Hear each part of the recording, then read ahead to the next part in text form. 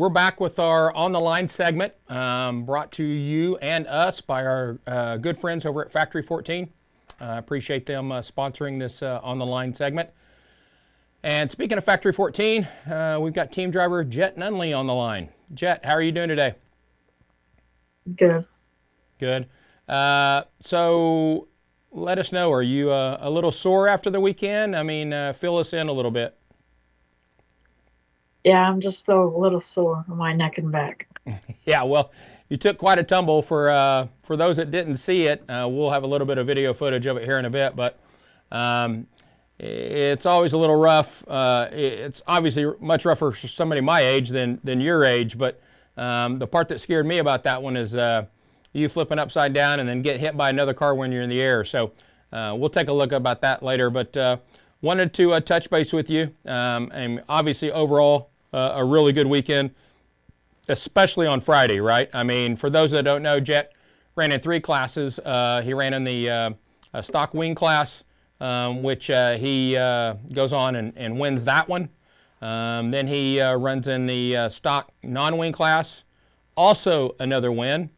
And this just for icing on the top in his 3rd class, which was the non-wing outlaw, Jett wins again. So Jett going 3 for 3, unbelievable actually. You had to be on top of the moon after the races Friday, but if you would walk us through a little bit Friday night going into that deal, how were you feeling going in? And we know the car's got speed, but I know Dad wasn't going to make it for all the night Friday. But so how are you and Hunter feeling rolling into the weekend? Just a little nervous. Doing all the same stuff, just a little nervous with him not being there. Well, sure. I mean, that's you probably know even on your own exactly pretty much what he's going to do and what calls he's going to make and what he wants out of the car. But him being there is just reassurance for you, and obviously that's he's a massive, massive piece of the team. But in saying that, I know he showed up late. Matter of fact, if I'm not mistaken, he even helped you when you were on the ramp for that last race. You had a little bit of a clutch issue, and I saw him blazing back to the trailer on the 4-wheeler to get some tools to get that taken care of. So we got to give him a little bit of credit. He definitely wasn't there for all 3, but we'll throw him a bone on at least one of them. So in saying that, let's take a little bit of a look at from some footage on Friday night. And again, tell us, I know you were fast, but how was the track and how Friday night go as a whole for you? Bottom 1 and 2 was pretty hooked up, and 3 and 4 is around the top for some of the time, and then I got around the bottom and back up top. Yeah, I noticed you didn't have to move a whole lot, but in saying that, obviously we had a race here we're getting ready to show shortly where you started 13th and made your way up pretty quick to get in there and then take the lead and pretty much hold on from there. But yeah, we had rain. Shane and the guys did a great job on the track. I was kind of worried there in the afternoon, but like you said, to your point, track held up. It was super, super fast. I think we're looking at some footage here. This is the race where you start 13th in the A, and I look up, and before I know it, you're charging to the front, and here you are, you and Carroll getting tied up a little bit on the front here. I think his car pushes up off the bottom, and he gets into you, and I know we're all 4 trying to lock in there, but man, I was kind of worried setting up there in the sweets. It looked like that might take both of you out, but obviously you held on and kept your line and go on to win that one going away. So like we said, going 3 for 3 for Friday, you got to be super pumped and feeling great and on top of the world rolling into Saturday, I would assume. Yeah, I was feeling pretty good, just working on the car, getting it ready back for Saturday, and making sure all of our stuff's the same. Yeah, yeah. And speaking of Saturday, now we got some footage on the screen. This was the A class, and you started on the front there, had a little bit of a mistake, maybe a little light on the brakes there, mechanical issue, and fell back to 6th. But again, to your point, track was racy and fast, and here you are battling Chris Carroll, running around the tires the whole time. Car had a ton of speed. You were running a great race. Finally clear Chris here, and just not enough laps to track down Frank and really put him under any pressure. Just you and Chris battling there so long, Frank got out on you a ways, I bet, and just didn't have enough time to get back to him, did you? No. So, you know, we talk about this, the accident earlier where you kind of get upside down and get on your head, and this is some footage from that race in particular.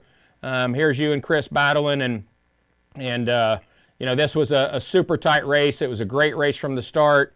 I know you got into him a little bit there coming off of 2, and he gets back into you going down the front stretch there. So I know you guys were battling, it seemed like all weekend long. I looked up and it looked like it was you sliding him or him sliding you. So in saying that, the same thing here. You know, Brecken's getting out on you guys. You two are battling. The track's starting to come to a little bit, looks like where we've got some top and the bottom. And I think this is here we got coming up is the restart where we may have the incident, if I'm not mistaken. Yeah, I think this is kind of what we're looking at here. Chris is coming up off the bottom and slides across the track, and looks like you just had a massive run on him there. Explain to us what you're seeing in the car and what you're feeling there on exit. Yeah, just exit on 1 and 2. It just kind of flattens off right about there, and it just, once you're carrying so much momentum, since it flattens off, it's just hard to turn down that quick. Yeah, and you had such a massive run on him there. You can see the speed you had in the car coming off the top, and he's sliding up through the slick and sliding all the way across the top. So that's the one right there, that second hit that, boy, that one really got me. I was really, really worried about that one. But obviously the main thing is we know you're okay and you're healing and going to be back in the car super quick. Good news is you've got a week off here. And then we head up to Nebraska, where, you know, we get back into the swing of the Now 600 series, where, again, we mentioned it before, but you're leading both the non-wing and the wing classes for Now 600. So obviously got a lot of speed in the car, got a lot of confidence in the seat. So tell us a little bit about Nebraska. I think the first 2 nights maybe you're at Cam, and then the next 2 at Jefferson. Explain to some of our viewers and some of our young drivers that haven't been there. Tell us a little bit about each one of those tracks and what you like about them. Yeah, Cam's got some banking in it, and it's about a little bigger than Port City, and it's got a big berm. And last time I was there, it was in a restrictor, an A class. I'm on a restrictor, and it's pretty racy there. And then Jefferson, it's bigger, the same size as I-44, maybe just a little bigger, and it's pretty wide. It's got a lot of banking and some big tractor tires on it. I've won restrictor, A-class, and non-wing there. I honestly like it just because it's such a big track and you got to be smooth. Yeah, I mean, obviously it kind of sounds like it's playing into your hands. You've had success in multiple classes at both of those tracks. So again, like we said, lots of speed in the car, making great decisions in the seat. Just need to heal up a little bit here, take Memorial Day weekend off, and obviously we'll see you back up there in Nebraska and trying to increase a point lead in both of those non-wing and the wing series for Now 600.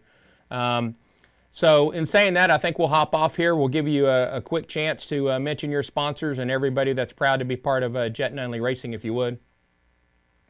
Yeah, I want to thank Factory 14, Harley Holland Companies, Metric Cycles, England Machine and Tools, Micron Tom, Diamond D Trucking, CSI, Engler, Kaiser Wheels, Daryl's Appliance and Furniture, DirtCrowd, and Ballard Inc.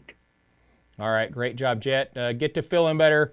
We appreciate you taking the time coming on with us, and we appreciate, you mentioned them there as one of your sponsors, but we really appreciate our partner, Factory 14, so being a presenting sponsor of this On the Line, the call with you. So get to feeling better. We'll talk to you soon, and wish you best of luck up in Nebraska, and we'll get back to you after that.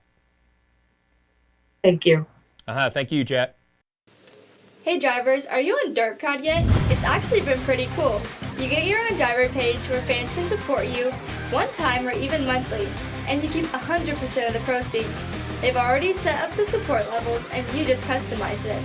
You also get thank you cards, stickers, and hero cards with your QR code on them so fans can just scan and join. Support levels start as low as $5 a month. You can also earn by getting other drivers to visit your page and sign up under you. Join DirtCrowd today.